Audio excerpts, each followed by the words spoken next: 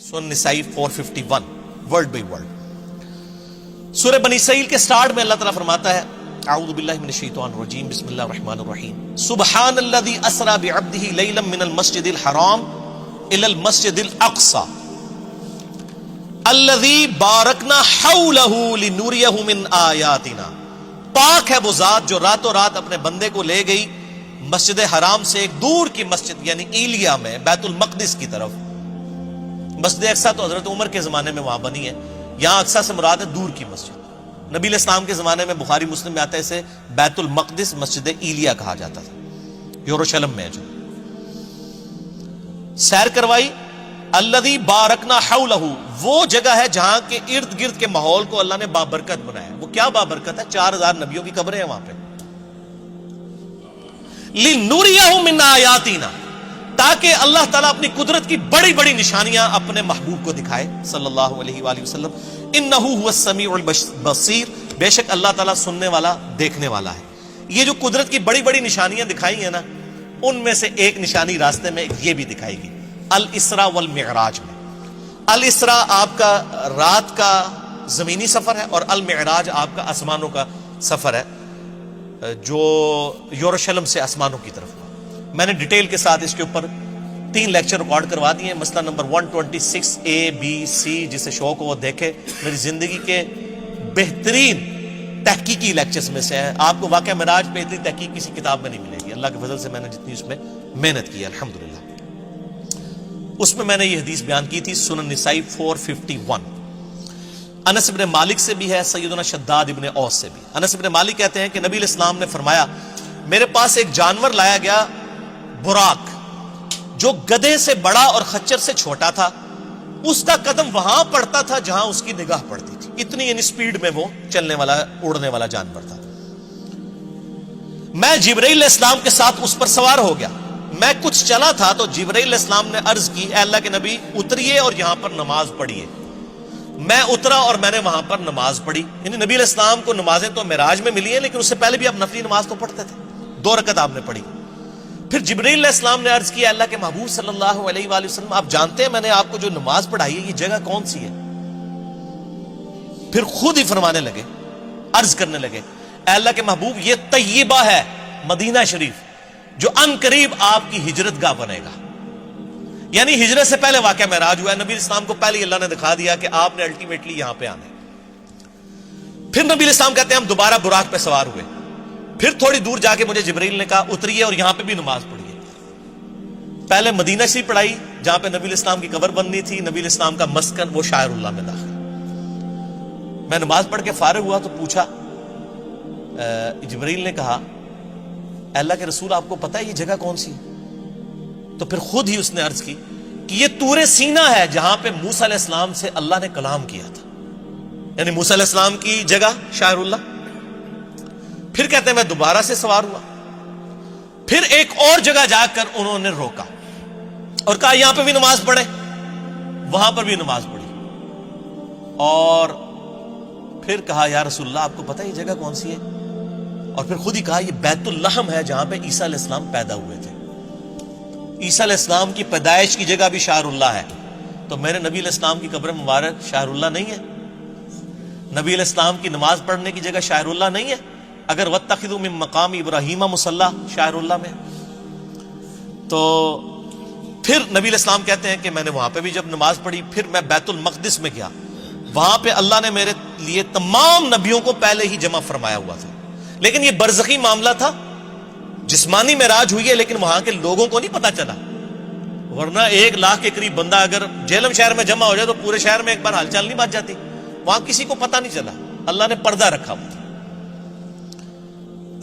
اللہ نے تمام انبیاء کو میرے لیے وہاں پر جمع فرمایا. چنانچہ جبرائیل علیہ السلام نے مجھے آگے کر دیا اور میں نے ان کی امامت فرمائی. یہ ایک ڈکلیئرڈ تھا اللہ کی طرف سے, ایک سمبل تھا کہ امام الانبیاء ہیں ہمارے محبوب صلی اللہ علیہ وآلہ وسلم. اور یہ والا جو پورشن ہے نا امام الانبیاء والا, یہ صحیح مسلم میں بھی موجود ہے انٹرنیشنل نمبر کے مطابق 430, جس میں نبی علیہ السلام کہتے ہیں کہ کفار مکہ نے واقعہ معراج کے بعد مجھ سے جب پوچھا کہ اچھا تم کہتے ہو میں راتوں رات ہو کے آیا ہوں, بتاؤ بیت المقدس کے دروازے کتنے ہیں, اس کی سیڑھیاں کتنی ہیں, اس کا کلر کتنا ہے؟ اب میں یہ سیڑھیاں پچھلے 7-8 سال سے چڑھ رہا ہوں, مجھے آپ پوچھیں تو میں نہیں بتا سکتا. اور ایک شخص ایک رات کے لیے گیا, وہ کیسے بتائے گا؟ حضور کہتے ہیں میں اتنا پریشان ہوا کہ اعلان نبوت کے بعد کبھی اتنا پریشان نہیں ہوا تھا کہ میں ان کے سوالوں کے جواب نہیں دے سکوں گا. تو اللہ تعالیٰ نے بیت المقدس اٹھا کے میرے سامنے کر دیا. مدینہ شریف سے بیت المقدس نظر آ رہا ہے. وہ جو مجھ سے پوچھتے تھے میں دیکھ کے بتا رہا تھا. اس سے پتہ چلا کہ نبی علیہ السلام کو علم غیب نہیں تھا, بلکہ اللہ تعالیٰ غیبی خبریں عطا فرماتا تھا, اور اس ایک خاص موقع پر وہ غیبی چیز دکھا دیتا تھا. یہ صحیح مسلم 430 انٹرنیشنل نمبر کے مطابق. اس میں یہ آتا ہے کہ میں جب معراج میں بیت المقدس میں پہنچا اور تمام نبیوں کو میرے لیے وہاں پر جمع کیا گیا, تو مجھے جبرائیل نے کہا آپ ان کی امامت کروائیں. صحیح مسلم 430. تو میں نے ان کی امامت کروائی, اور بڑے رکت انگیز الفاظ ہیں. حضور کہتے ہیں میں نماز پڑھ کے جب فارغ ہوا تو جبرائیل علیہ السلام نے مجھے کہا یا رسول اللہ صلی اللہ علیہ وآلہ وسلم, آپ کے پیچھے داروغہ جہنم سیدنا مالک علیہ السلام کھڑے ہوئے ہیں, جن کا نام سورہ الزخرف کی آیت نمبر 77 میں آیا ہے. داروغہ جہنم, داروغہ جنت ہے رضوان, اور داروغہ جہنم مالک. آپ کے پیچھے مالک کھڑے ہیں داروغہ جہنم, تو اے اللہ کے محبوب آپ ان کو سلام کیجئے. نبی علیہ السلام کہتے ہیں میں مڑ کے جب سلام کرنے لگا تو اس نے پہلے ہی مجھے کہہ دیا السلام علیکم, یعنی اس نے نبی علیہ السلام کو پروٹوکول دیا. پھر نبی علیہ السلام نے وعلیکم السلام کہا. یعنی اس کائنات میں جتنے فرشتے ہیں, جتنے انبیاء ہیں, وہ نبی علیہ السلام کا احترام کرتے ہیں. یعنی داروغہ مالک نے یہ انتظار نہیں کیا کہ حضور میری طرف متوجہ ہو کے مجھے سلام میں پہل کریں. جیسے حضور مڑے ان کا السلام علیکم یا رسول اللہ صلی اللہ علیہ وسلم.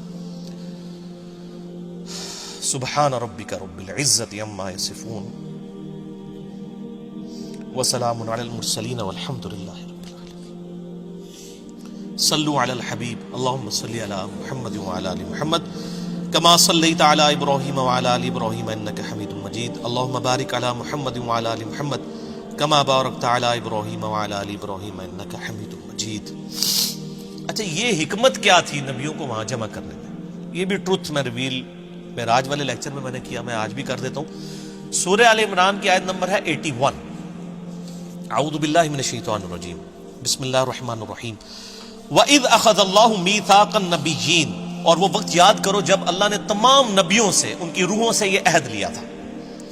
لَمَا آتَيْتُكُمْ مِنْ كِتَابٍ وَحِكْمَةٍ, جب میں تمہیں کتاب اور حکمت دے کر بھیجوں. ثُمَّ جَاءَكُمْ رَسُولٌ مُصَدِّقٌ لِمَا مَعَكُمْ, اور تم پیغمبر ہو اور تمہاری پیغمبری کے دوران کوئی اور رسول آ جائے جو تمہاری تصدیق کرے.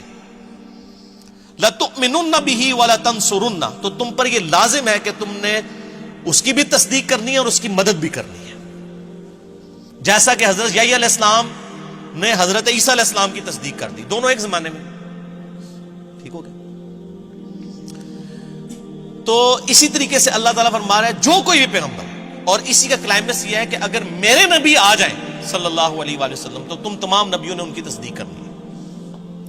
اب بڑے سخت الفاظ, قال اقررتم, اے نبیوں کیا اقرار کرتے ہو, واخذتم علی ذالکم اسری, اور اس پہ میرا یہ بھاری ذمہ اٹھاتے ہو کہ جب نبی علیہ السلام تمہاری زندگی میں آ جائیں تو تم نے ان کی مدد بھی کرنی ہے اور ان پہ ایمان بھی لانا ہے. اللہ اکبر. قالوا اقررنا, تمام نبیوں نے کہا ہم اقرار کرتے ہیں. قال فاشهدوا وانا معكم من الشاهدين, تو پھر کہا کہ دیکھو میں بھی تمہارے ساتھ گواہوں میں شامل ہوں, ایک دوسرے پر گواہ ہو جاؤ کہ جب نبی علیہ السلام آئے تو تم تمام نبیوں نے ان کی تصدیق بھی کرنی, ان کی مدد بھی کرنی. ابھی یہاں پہ بات ختم نہیں ہوئی, آگے فتویٰ بھی آ رہا ہے بڑا گاڑا.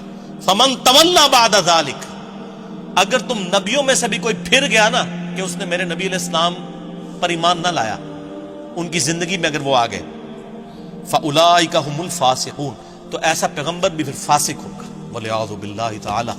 یہ انبلیویبل بات ہے. یہ بھاری ذمہ جو اٹھوایا تھا, اس کی پریکٹیکل اپلیکیشن وہ بنی واقعہ معراج, صحیح مسلم 430, کہ تمام نبیوں کو جمع کیا گیا, تمام نے نبی علیہ السلام کی تصدیق کر دی. کیونکہ پریکٹیکلی تو ایسا نہیں ہوا تھا, آپ کے بعد تو کوئی پیغمبر نہیں آنا.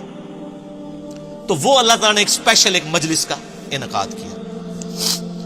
اچھا, یہ جو آیا لِنُرِيَهُ مِنْ آیاتنا, انہی آیات میں سے ایک اور آیت اللہ نے دکھائی. صحیح مسلم میں 2 حدیثیں ہیں انٹرنیشنل نمبر کے مطابق 6157 اور 6158, کہ نبی علیہ السلام فرماتے ہیں واقعہ معراج کے دوران میں جب بیت المقدس کی طرف جا رہا تھا، سرخ ٹیلے کے پاس میں نے موسیٰ علیہ السلام کو دیکھا اپنی قبر میں، ہوا قائم یصلی فی قبری، وہ اپنی قبر میں کھڑے ہو کر نماز پڑھ رہے تھے۔ یہ صحیح مسلم 6157 اور 6158۔ تو موسیٰ علیہ السلام کو اپنی قبر میں نماز پڑھتے ہوئے نبی علیہ السلام نے اس واقعہ معراج میں دیکھا۔ باقی یہ انتہائی انٹرسٹنگ چیز ہے، واقعہ معراج پہ آپ جتنی بھی کتابیں پڑھیں آپ کو زیادہ تر کہانیاں ملیں گی۔ میں نے محنت کر کے ہفتوں لگا کے آلموسٹ 4-5 گھنٹے کی یہ 3 نشستوں میں ریکارڈنگ کروائی ہے، مسئلہ نمبر 126 ABC۔